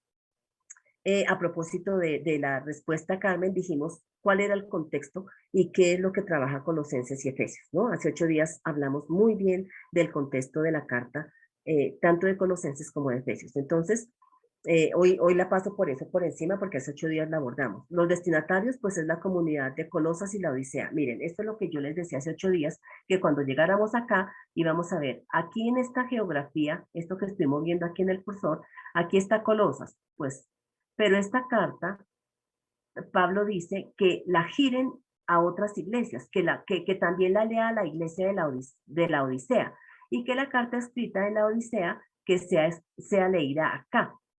Este es lo que se conoce como el Valle de Licus. Aquí está la iglesia de Colosas, está la iglesia de Éfeso, que está aquí debajito de la flecha azul, está también la iglesia Hierápolis, está, de manera que por eso es que de manera interesante el contexto es similar, con esas ideas de un judaísmo, les decía, aquí está un judaísmo, pero un judaísmo no como los judaizantes de Gálatas y Romanos, sino un judaísmo más, si me permiten, como decimos ese judaísmo, es un judaísmo que ha hecho, digamos que ha sido influenciado por algunas ideas griegas, y entonces es un judaísmo mistérico, dijéramos, ¿no? De algunas ideas, unas ideas mistéricas y que están entrando a la iglesia. Y decíamos que, que había entonces otros medios para reconciliar al mundo. Y entonces eran las fiestas, los novilunios, los alimentos. Y entonces aquí Pablo va a decir, el único que reconcilió todas las cosas es que Dios, la manera como reconcilió todas las cosas fue en Jesucristo. Y entonces que nadie los critique por comida ni bebida, porque ustedes no están haciendo con vidas ascéticas severas, ¿no? Con prácticas ascéticas más bien, con prácticas ascéticas severas en cuanto a matrimonios, en cuanto a una ascesis tan severa de comidas, de dejar de comer esto o lo otro, para que esos intermediarios, ángeles, apacigüen los elementos del mundo, para que haya reconciliación cada año, ¿no? En la fiesta en la fiesta del chofar, cuando se tocaba el chofar de Yom Kippur, ¿no? La fiesta del Yom Kippur, que empezaba el Rosh Hashanah, entonces, y que así era como Dios apaciguaba los elementos del mundo. Entonces, aquí Pablo va a decir, no, no, no, no, no, Jesucristo es el que reconcilia. Y está ese bello himno cristológico de Colosenses 1, del 15 al 20, que es bastante profundo para dar respuesta a esta problemática. Entonces, así a grandes rasgos, esta es la problemática. Por eso el objeto de la carta es la primacía de Cristo. Y aquí pues está el contenido. Luego viene Efesios, que dicen los que saben, que dicen, bueno, es una hipótesis, que probablemente esa carta, porque es que la carta comienza diciendo a la iglesia que está en Éfeso. Sin embargo, hay algo interesante ahí, y es que en los manuscritos más antiguos no estaba Éfeso, hay un espacio. Y eso quería decir que probablemente esa carta fue escrita para que fuera una carta, o sea, que se hicieran copias de la misma carta y en ese espacio se pusiera Colosas, se pusiera la Odisea, se pusiera Hierápolis, porque las problemáticas eran parecidas. Entonces, como eran parecidas, es una carta que por eso tenía el espacio, para que se pusiera ahí, que fuera una carta que circulara a todas estas iglesias que están aquí en este sector. Entonces, por eso algunos piensan que esa carta de la Odisea que le dice a los de Colosenses, esta carta léala allá y la de los laodicenses léanla acá. Parece que probablemente pueda ser la carta a Éfeso, ¿no? Porque era una carta que fue dirigida a todas las iglesias de este sector, pero quedó en nuestras Biblias y en la Biblia el texto griego crítico, que es el que se utiliza para los estudios bíblicos profundos, digamos, quedó Éfeso arriba, pero tiene una anotación en la parte de abajo, a pie de página, dijéramos, donde dice que probablemente esa carta por dentro tenía el espacio, pero por fuera que estaba envuelta para dirigirse, por fuera decía, esta va para Éfeso. Y entonces probablemente por eso quedó arriba, pues, quedó arriba Éfeso, pero era una carta para que girara, ¿no? Para que fuera en todas estas iglesias de este sector que tenían un contexto parecido. Entonces, bien, la fecha es difícil de determinar, como les digo, si es de Pablo, pues estaría entre los años en que Pablo trabaja, pero si no estaría en cartas de segunda generación. Bueno, el objeto de la carta es el misterio de la salvación y de la iglesia en Dios, que ya les he hablado un poco de eso. Si es de Pablo, es un pensamiento, Pablo está preso, es una carta de la cautividad también que no se puede determinar eh, en cuál está, pero es un pensamiento ya maduro, donde él se va desde antes de la fundación del mundo, que ya les había dicho, y se pone a pensar y dice, en el plan eterno de Dios, este misterio de la salvación ya está. Qué interesante, maravilloso, y él levanta la voz porque tenemos varios signos ahí en la carta. Es como cuando uno está en un servicio en la iglesia y de pronto alguien dice algo que toca las fibras y uno dice amén o gloria a Dios, etcétera, ¿no? No sé, son esas expresiones y Pablo aquí refleja eso. Cuando él reflexiona eso, levanta la voz en adoración y hay varios signos en la carta a los Efesios, porque él está reflexionando sobre ese plan eterno de Dios y él dice, ¿cómo fue revelado a nosotros? Desde antes de la fundación del mundo estaba. Ya Cristo había muerto en la eternidad. Ya Cristo había sido predeterminado por Dios para que en Él muriera por nosotros y en Él toda la humanidad se salvara. Y entonces, y esa humanidad salvada, que es lo que sería la iglesia, es una iglesia compuesta por judíos y gentiles. Entonces, él levanta la voz en adoración. Es una carta bellísima también y que hay que conocer mucho el contexto para poder entender el contenido de esta carta. Es muy bello. Y luego vienen las cartas pastorales, la primera carta a Timoteo, el destinatario pues es Timoteo, la fecha es discutible, igual por lo que les decía, pero ¿cuál es el objeto de la carta? Bueno, advierte contra los falsos doctores, ¿no? porque hay ideas falsas. Entonces él le dice que se encargue de escoger a hombres de testimonio para ser obispos y diáconos, no como estamos entendiendo hoy, obispos y diáconos, porque hoy bueno, dependiendo la confesión cristiana, pues hay nuevas connotaciones de estos términos. Pero eran esos líderes de la comunidad que Pablo le dice a Timoteo, y encárgate también que sea gente que conozca las escrituras. O sea, que se mantengan en las enseñanzas de Pablo, más bien, ¿no? Estas cartas, lo que es Timoteo y Tito, esa es la constante. Vuelvan, o sea, pilas con los falsos doctores y las falsas doctrinas. ¿Cómo? Manténganse en las enseñanzas que el apóstol les da. O sea, una forma, digamos que la escritura es el tribunal de última apelación para poder discernir y confrontar las falsas doctrinas. Eso es importante, ¿no? O sea, no comamos entero, si me permiten el parafraseo coloquial, no hay que comer entero con lo que llega. Hay que confrontarlo con las escrituras. Y confrontarlo significa estudiar las escrituras para saber si esas nuevas doctrinas son verdaderas o no, porque a veces esas falsas doctrinas se apoyan en las escrituras, pero están sacando los textos de los contextos y están manipulando la escritura. Por eso no podemos comer entero, y esa es la recomendación que Pablo le hace a Timoteo y que le hace a Tito también. Cuidado con eso, ¿no? Cuidado con las falsas doctrinas.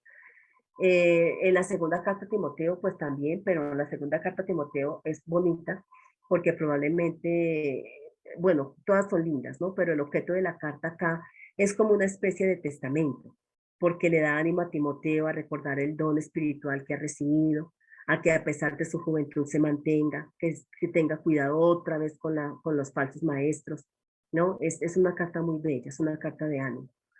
Luego tenemos acá Tito, bueno, él estaba en Éfeso, ¿no? Luego viene Creta, Tito trabajó en Creta, y a Tito también el objeto de la carta también es que los exhorta a luchar nuevamente con los falsos doctores. Claro, es que empiezan a entrar, si apenas en el primer siglo empezaban a entrar las falsas doctrinas, imagínense hoy en el siglo XXI, y nosotros somos testigos de eso, testigos y testigas. Hoy lamentablemente han entrado tantas ideas y estamos viviendo unos tiempos, mis amados hermanos y hermanas, amigos y amigas, bueno, todos y todas, estamos viviendo tiempos de apostasía muy grandes, por muchas doctrinas que están entrando.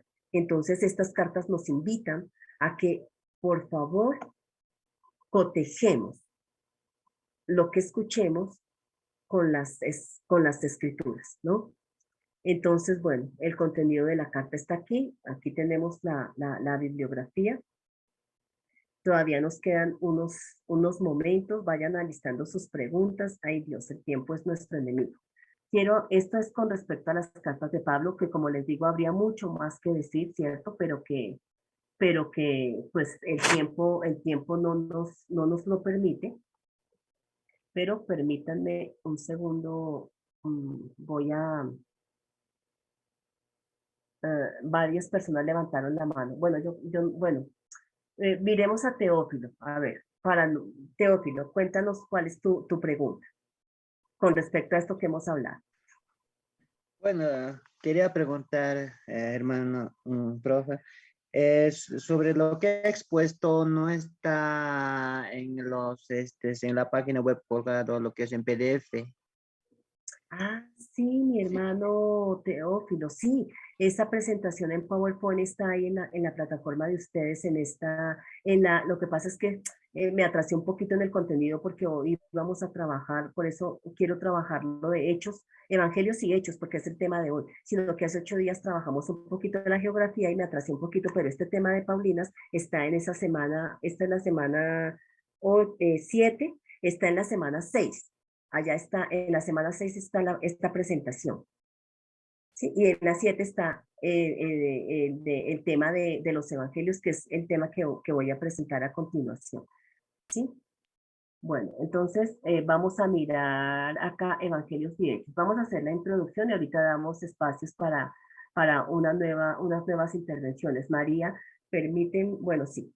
Antes de entrar acá, entonces mejor María, démosle espacio para que María pregunte. De pronto es con este tema. María Zamudio.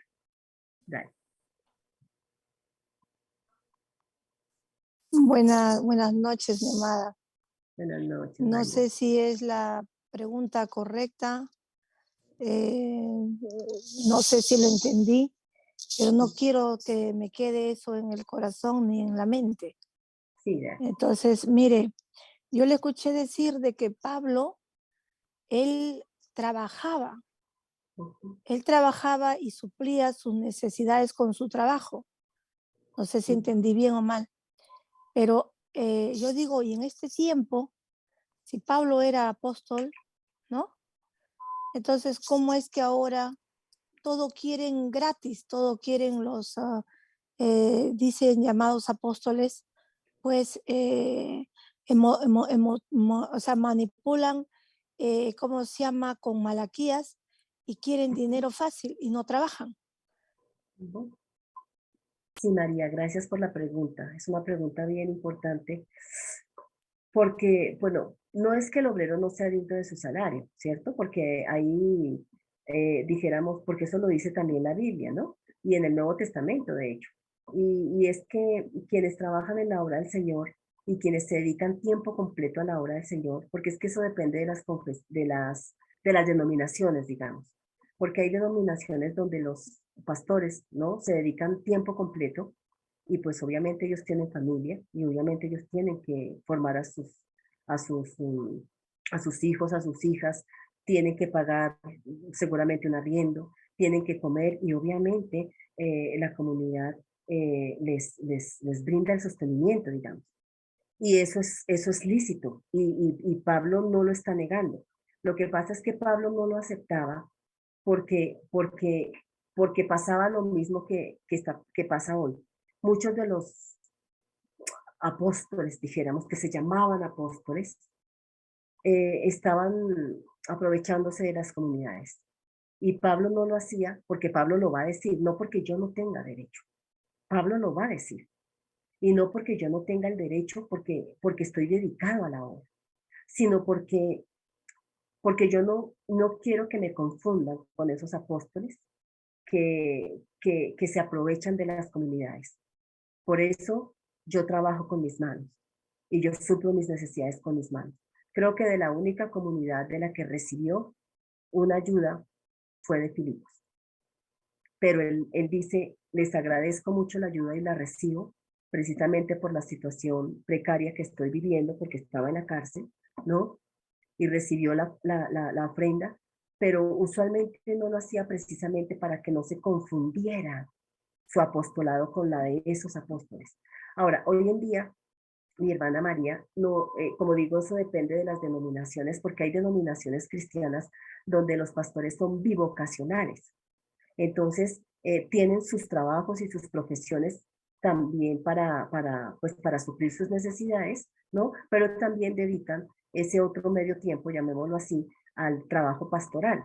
Entonces, depende de las comunidades, de las denominaciones, cómo hayan eh, organizado, si se quiere, ese trabajo pastoral. Ahora, sí es cierto que los pastores, obviamente, son dignos de su salario, como decimos, pero lamentablemente hoy sí, mi hermana María, lamentablemente hoy se está aprovechando del Evangelio para manipular y para esas nuevas teologías, y lo digo con mucho respeto a todos y a todas, ¿no? Porque no sé las confesiones de todos y de todas, pero lamentablemente sí, mi hermana María, como su merced lo acaba de anotar, se manipula con un evangelio de prosperidad, ¿no? Con la teología de la prosperidad llamada hoy, donde se le dice a la gente que si usted viene y da, ay, lo digo con respeto, no quiero ofender a nadie, pero a veces se manipula con eso, que si usted viene y da, el Señor le va a dar el doble y realmente es un evangelio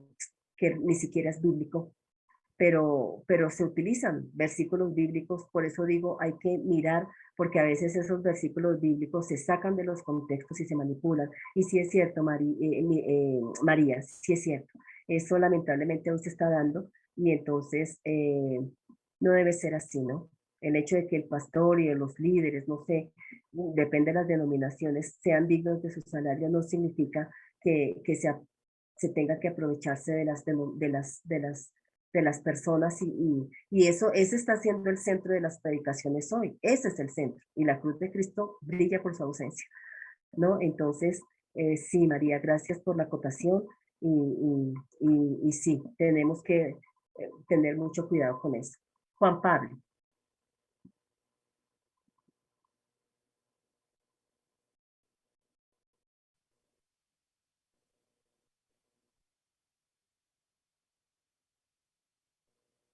Sí, Juan Pablo, ya tiene su micrófono abierto. Adelante.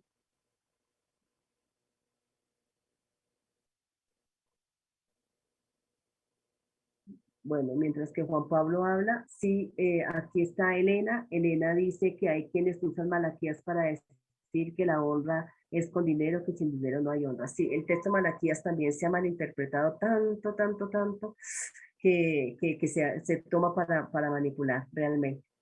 Ujú.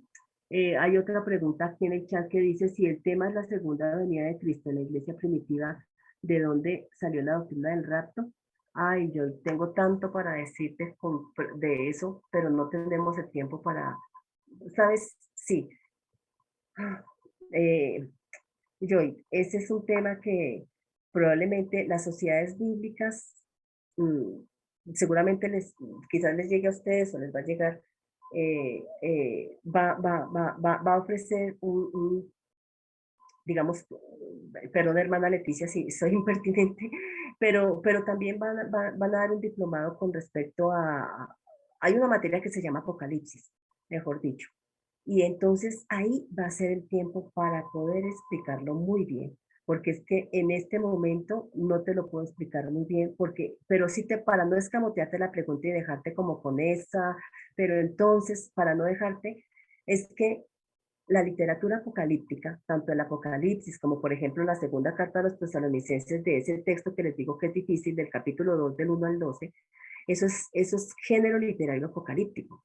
Y ese género literario hay que estudiarlo muy bien y conocer el contexto en el que se utiliza para poder hacer la interpretación.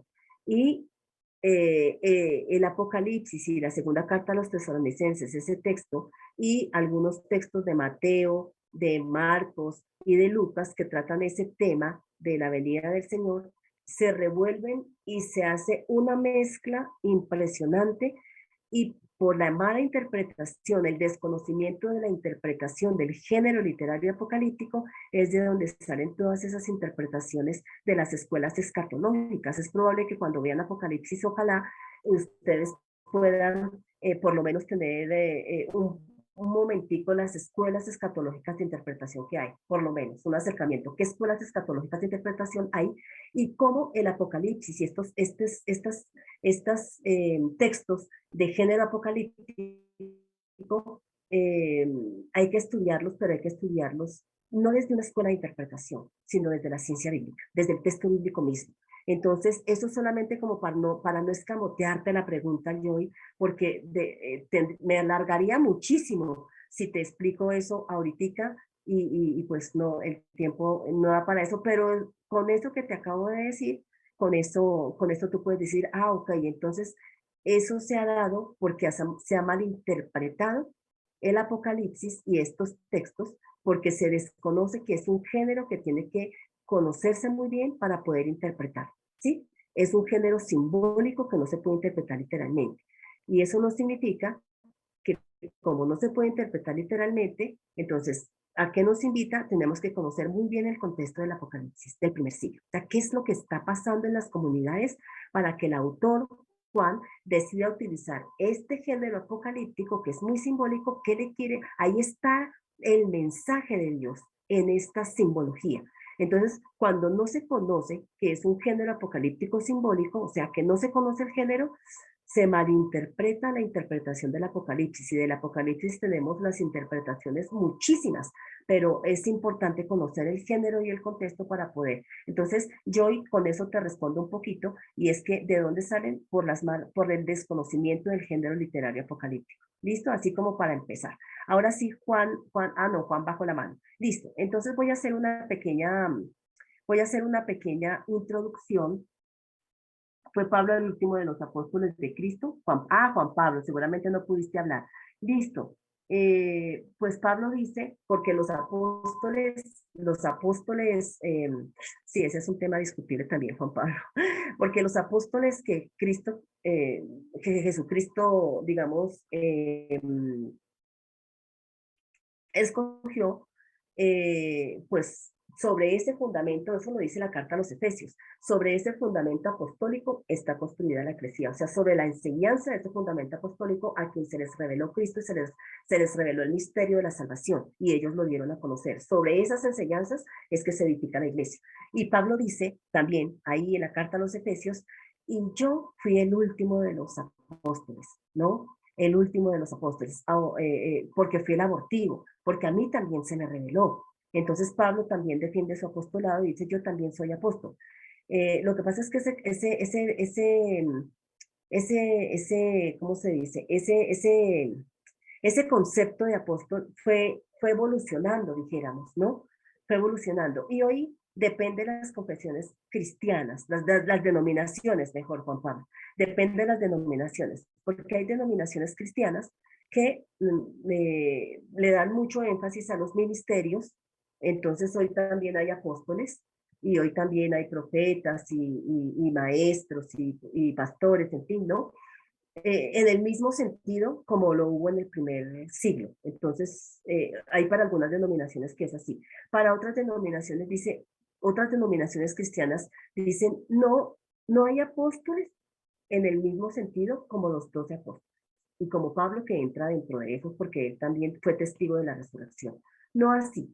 Pero sin embargo, tenemos una, ¿cómo se diría? Como una extensión en la función apostólica en el sentido en que, en que se extiende el evangelio, en que se predica el evangelio, en que se lleva el evangelio, en el que se fundan, si me permiten, comunidades cristianas, en fin. Entonces, Juan Pablo, tenemos diferencias ahí, depende de la confesión cristiana, ¿no? Se hacen unas interpretaciones de si hoy todavía hay apóstoles o no hay apóstoles. Depende de las interpretaciones, porque eso va en la interpretación. Depende de la interpretación de las confesiones cristianas. No, si hay o no hay. Entonces, creo que por ahí te respondería la pregunta, pero cuando se entre a profundizar la carta de los Efesios, desde la Sagrada Escritura daríamos posiblemente una respuesta, no desde lo que hoy se interpreta desde las confesiones, sino qué dice la Escritura con respecto a eso. Pero sí es cierto, Juan Pablo, que tenemos una extensión de las funciones apostólicas por el hecho de predicar la palabra de Dios, de llevar la palabra de Dios, de hacer que la palabra de Dios corra y de establecer iglesias, digamos, en ese sentido. No como los apóstoles, 12 apóstoles, evidentemente, pues no, que eso es lo que la Biblia realmente diría, ¿no?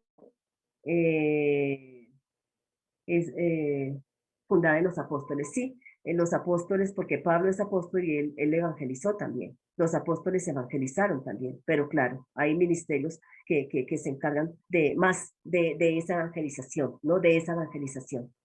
Exactamente, sí, Juan Pablo. Bueno, habría mucho más que decir, pero bueno, por ahora sí como para no escamotearte la pregunta. Bueno, y en estos minutos que nos quedan, bueno, ya hemos abordado algunas preguntas. Recuerden que si hay más preguntas, con mucho gusto, Juan Pablo, había mucho más que decirte con respecto a eso. Pero mire, para que ustedes, si tienen más preguntas, recuerden que en su plataforma, en esta clase, que es la clase 7, tienen un espacio para preguntas. Yo estuve revisando, el espacio está abierto hasta el domingo. Yo estuve revisando, yo les dejo que ustedes escriban ahí, el lunes yo reviso para empezar a contestar el lunes, pero no había ninguna pregunta con respecto a la clase 7, pero sí estuve mirando el foro, que el foro era obligatorio y ya califiqué el foro y bien, todos muy bien, porque la respuesta frente a los grupos políticos que habían en el primer siglo, todos bien, los fariseos, los saduceos, los celotas, los herodianos, y bueno, los esenios no están mencionados en el en el Nuevo Testamento, pero digamos que es un grupo que aparece ahí de manera interesante, Entonces, algunos de ustedes, de hecho, profundizaron mucho más y eso enriquece la discusión del foro, ¿no? Porque algunos los nombraron y está bien, porque se preguntaron cuáles eran, pero algunos fueron más allá y describieron cada uno de estos grupos. Entonces, muy chévere porque eso enriquece un poco más. Entonces, el foro estuvo muy enriquecedor. Entonces, muy bien. Pero también esta semana, entonces, hay un espacio para preguntas, para que allá puedan consignar sus preguntas y yo a partir del lunes empiezo a revisar ese espacio para poder dar respuesta e interactuar también con ustedes de esa forma. Entonces, voy a permitirme en estos minutos que nos quedan dar una introducción a Evangelios y Hechos de los Apóstoles. Entonces, lo primero que tendríamos que decir es lo siguiente. Miren, voy a ponerla en pantalla completa. Vamos a hablar primero de los Evangelios sinópticos. Entonces, bueno, hablamos de las cartas de Pablo porque también estamos hablando, aparte de la teología, cómo fue ese proceso de formación de los 27 libros. Entonces, los testimonios escritos primero son los de Pablo.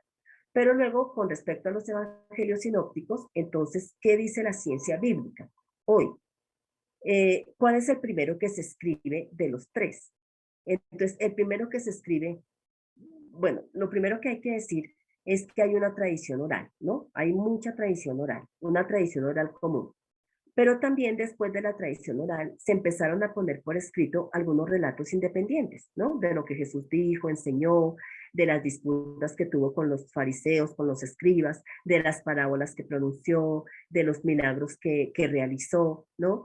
Se empezaron a poner por escrito, pero luego también se empezaron a agrupar, digamos. Entonces están los relatos de vocación, los relatos de curación, están los relatos de disputa con los fariseos y escribas, están las enseñanzas de Jesús, es como el proceso que se fue dando, ¿no? Y es todo ese material oral y esos relatos escritos que parece ser, según la ciencia bíblica, que el primer relato y el relato más antiguo que se tiene es el relato de la pasión, muerte y resurrección, de la pasión, muerte y resurrección de Jesucristo, ¿no? Porque pues ese fue el hecho que partió la historia en dos y a partir de ahí se empezó a reflexionar en lo que Jesús había dicho, enseñado y todo lo que había hecho.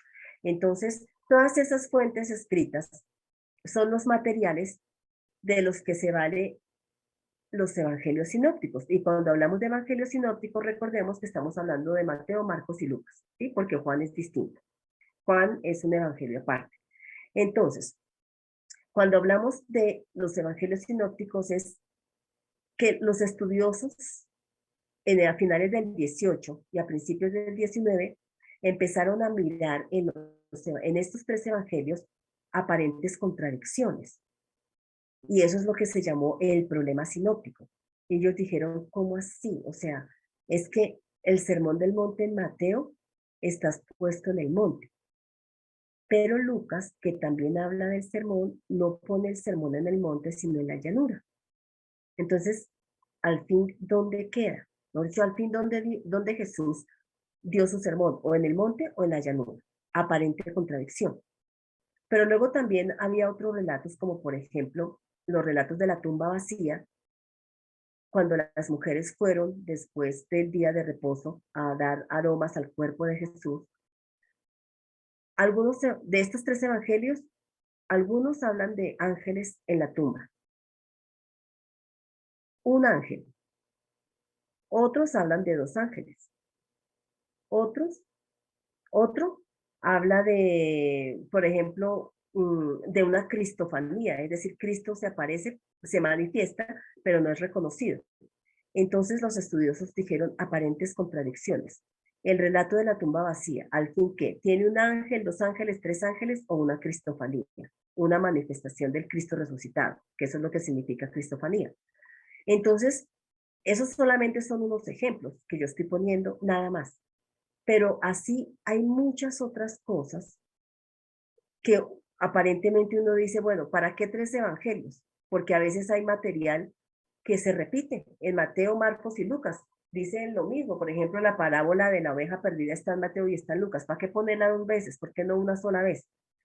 Entonces, los estudiosos, al estudiar en paralelo los tres evangelios y los relatos de los tres evangelios, que eso es lo que significa sinopsis, o sea, una visión paralela de los tres, para mirar sus similitudes y sus diferencias, Eso es lo que se llama, repito, el problema sinóptico para decir, eso quiere decir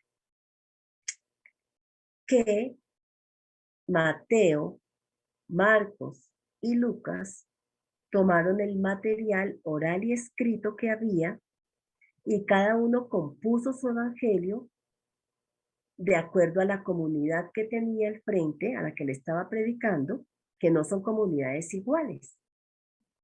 Por lo tanto, Mateo, ¿a quién escribe? Toca preguntarse. ¿Por qué lo pone en el monte? Porque ¿a quién está escribiendo? ¿Para quién está escribiendo? Marcos, que explica las costumbres judías, Mateo no lo hace. Marcos explica las costumbres judías cuando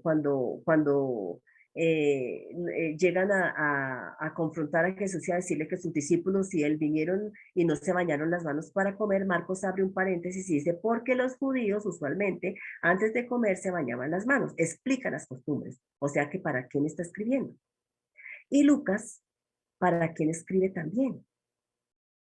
¿Cuáles son las comunidades o la comunidad a la que Lucas está escribiendo? Eso quiere decir que los 3 evangelios tienen comunidades diferentes. Y entonces utilizan el material con propósitos distintos. Porque las comunidades tienen problemas diferentes, tienen problemas distintos. Entonces, cuando la oveja perdida es utilizada en Mateo, la parábola de la oveja perdida, hay que mirar primero para quién está escribiendo y con qué propósito utiliza la parábola de la oveja perdida, que no es el mismo propósito de Lucas cuando Lucas para quién escribe y cómo utiliza la parábola de la oveja perdida y con qué propósito la utiliza. No es igual. Entonces, cuando yo voy a predicar de la oveja perdida, tengo que fijarme desde dónde la voy a tomar. Si la voy a tomar desde Mateo o la voy a tomar desde Lucas, porque tienen propósitos distintos. No es igual. Tienen diferencias, pero tienen ciertas similitudes, pero los acentos son distintos. Entonces, los estudiosos, al mirar esas diferencias entre los evangelios y esas similitudes entre los evangelios, dijeron, ¿quién fue la fuente de quién? Entonces, los estudios bíblicos por ahora han planteado que Marcos es el primer evangelio de los 3. Es el más corto de los 3. En algún momento se llegó a pensar que Marcos era un resumen de Mateo y de Lucas, y se llegó a pensar en un primer momento que había sido así. Pero después, por el estilo del griego, porque Mateo a veces toma material de Marcos, pero lo extiende. O sea, sí, le da una extensión. Y Lucas hace lo mismo. Pero a veces hay material, o sea, tanto Mateo como Lucas siguen el orden de Marcos. De hecho, porque Jesús comienza su ministerio en Galilea, luego tiene un camino que va subiendo a Jerusalén y termina en Jerusalén. Entonces, Mateo y Lucas siguen ese mismo recorrido. Y entonces, casi todo Marcos está en Mateo y Lucas. Pero resulta que Mateo y Lucas tienen a veces material que solamente los dos tienen y que no está en Marcos, sino solamente está en Mateo y Lucas, como la parábola de la oveja perdida. Solamente está en Mateo y Lucas, pero no está en Marcos. Eso quiere decir que de pronto Mateo y Lucas también tenían otro material distinto al Evangelio de Marcos para construir su propio Evangelio. Entonces, parece ser que había otro que se llama, los estudiosos lo denominan, el material Q, que significa que Q es en alemán, que significa fuente, y que son los dichos de Jesús, o sea, las enseñanzas de Jesús, que aparecen en Mateo y Lucas iguales, los dichos de Jesús, y no están en Marcos. Eso quiere decir que las hipótesis entonces son, tenemos por lo pronto 2 fuentes, una que se llama Marcos y otra que se llama Q, que es los dichos de Jesús. Esos son los 2 grandes materiales de los que toman Mateo y Lucas para construir su evangelio. Pero también encontramos que Mateo tiene material propio que no está ni en Mateo ni en Lucas. Entonces eso quiere decir que Mateo también tiene una fuente propia, de donde él pudo haber tomado, y por eso solamente la tiene él. Pero resulta que a Lucas le pasa lo mismo, porque Lucas también tiene relatos que solamente tiene él y que no tiene Mateo ni tiene Marcos. Eso quiere decir que Lucas también tenía su propia fuente también, ¿no? Entonces, como ese es, entonces, digamos que eso es lo que se ha desarrollado en la ciencia bíblica de cómo construyeron los tres evangelios sus evangelios. Y eso es por ahora la última hipótesis que se sigue manejando hoy entre los estudiosos bíblicos, ¿sí? Entre los estudios bíblicos. Hay dos fuentes, Marcos y Q, y aparte de eso, Mateo tiene su propia fuente y Lucas tiene su propia fuente. Entonces, una cosita más. Marcos se propone revelar progresivamente el misterio de Jesucristo, el Hijo de Dios. ¿Cuándo fue escrito Marcos? Entre el 65 y el 70, antes de la destrucción del templo de Jerusalén. Mateo, por su parte, ¿cuál es su propósito? Presenta a Jesús como el Mesías anunciado por las escrituras judías. ¿Cuándo más o menos se escribe Mateo, según los estudiosos? Estaría entre el 70 y el 80. Más o menos, no se puede fijar una fecha exacta, pero ese sería el rango más o menos en que Mateo fue escrito. Y Lucas, por su parte, hablamos no solamente del Evangelio, sino hablamos de la obra lucana, porque Lucas tiene dos volúmenes.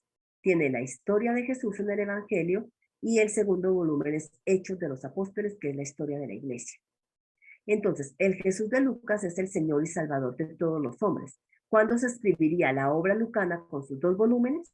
Estaría más o menos entre el 80 y 85 y algunos lo ponen entre el 80 y el 90. Esas serían las más, digamos, más o menos, hacia grandes rasgos, el proceso de elaboración de estos tres evangelios. ¿Cómo se elaborarían? Tienen comunidades específicas y tienen propósitos teológicos específicos. Y estas serían más o menos las fechas de composición de estos tres evangelios, ¿sí? Entonces, por ahora, dejémoslo hasta ahí. Dejémoslo por ahora hasta ahí. Consignen sus preguntas en la plataforma. De hoy en noche, en la primera parte, terminamos estos evangelios y hechos de manera general. Y luego terminamos con las otras cartas del Nuevo Testamento, sus temas principales y ese libro que tanto nos apasiona, el Apocalipsis. Entonces, por ahora, una feliz noche para todos y para todas. Que descansen y Dios les bendiga.